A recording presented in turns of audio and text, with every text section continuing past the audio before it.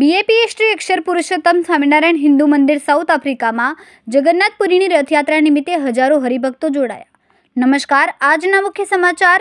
11મી જુલાઈના રોજ સાઉથ આફ્રિકાના જોહાનિસબર્ગ સ્ટેટમાં આવેલા બંધાઈ રહેલા બીએપીએ શ્રી અક્ષર પુરુષોત્તમ સ્વામિનારાયણ હિન્દુ મંદિર ખાતે સૌથી મોટી હવેલીના ભવ્ય પરિસરમાં જગન્નાથપુરીની ભક્તિમય વાતાવરણ વચ્ચે રથયાત્રા કાઢવામાં આવી, જેમાં હજારો હરિભક્તોએ હાજરી આપી.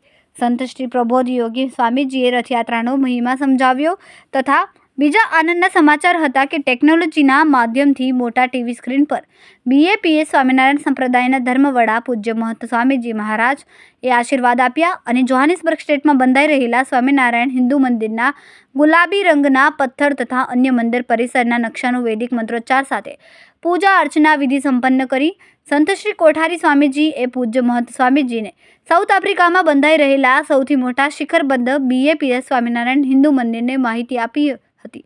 જગન્નાથપુરી રથયાત્રાનું સમગ્ર કાર્યક્રમનું સંચાલન પ્રતિકભાઈ તથા હેમંતભાઈએ કર્યું હતું. એટલા માટે જ કવિ શ્રી કાલિદાસે કહ્યું છે, ઉત્સવ પ્રિયાહા ખલુ માનવાહા.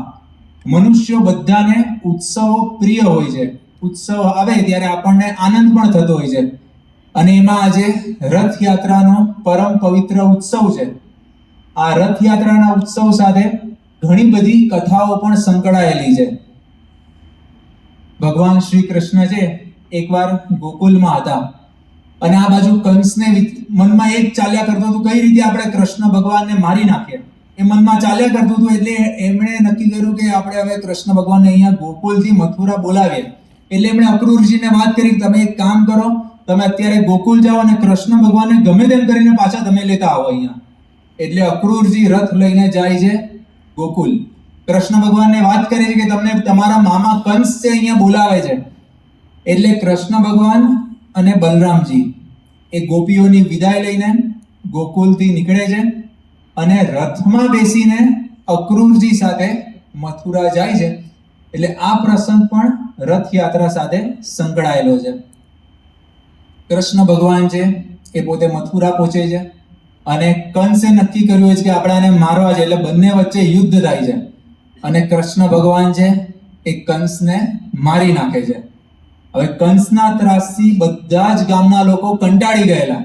એટલે કંસનો વધ થાય છે એટલે ગામના લોકો બધા રાજી થાય છે અને ગામના લોકો કૃષ્ણ ભગવાનને અને બલરામજીને રથમાં બેસાડીને આખા નગરમાં, આખી મથુરા નગરીમાં ફેરવે છે. એટલે જેમ માણસો જીતે તો સરઘસ કાઢે, એમ ભગવાન જીત્યા એટલે ભગવાને કંસને હરાવ્યો, ભગવાન જીત્યા તો ગામના લોકો એમની શોભાયાત્રા કાઢી, એમને રથમાં બધે ફેરવ્યા. તો આ પ્રસંગ પણ રથયાત્રા સાથે સંકળાયેલો છે.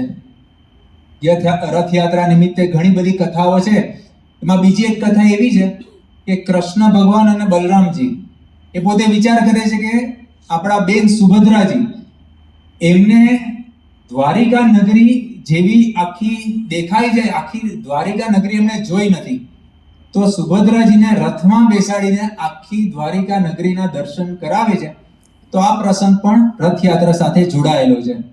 હવે રથયાત્રાની જ્યારે વાત આવે ત્યારે જગન્નાથપુરીની યાત્રાને આપણે કઈ રીતે ભૂલી શકીએ. જગન્નાથપુરીની અત્યંત વિશાળ આ જે યાત્રા, આ જે રથયાત્રા છે આપણને સહેજે સહેજે યાદ આવે, કારણ કે અત્યંત વિશાળ યાત્રા થતી હોય. લાખો કરોડો લોકો આમાં સ્થાન પ્રાપ્ત કરતા હોય છે.